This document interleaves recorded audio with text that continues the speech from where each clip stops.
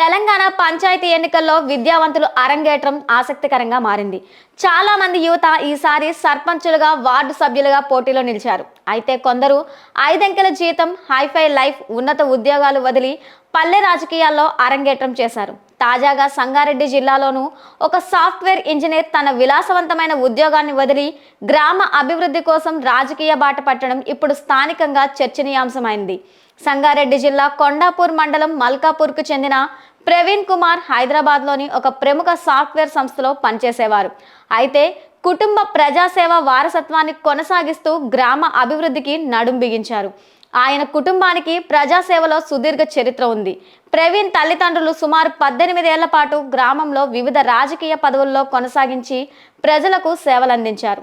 వారి అడుగుజాడల్లోనే నడుస్తూ తన సొంత ఊరిని అభివృద్ధి పదంలో నడిపించాలనే సంకల్పంతో ప్రవీణ్ తన సాఫ్ట్వేర్ ఉద్యోగానికి రాజీనామా చేసి గ్రామానికి తిరిగి వచ్చారు.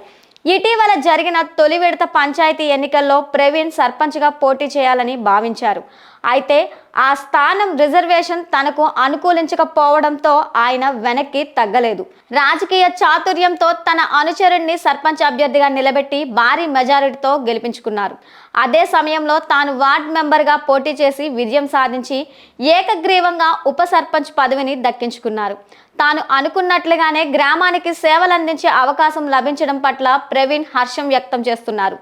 సర్పంచ్, ఉప సర్పంచ్ పదవులు తమకే దక్కడంతో గ్రామంలో పెండింగ్లో ఉన్న సమస్యలు పరిష్కరించి మల్కాపూర్ను ఒక ఆదర్శ గ్రామంగా తీర్చిదిద్దుతామని ఆయన ధీమా వ్యక్తం చేశారు.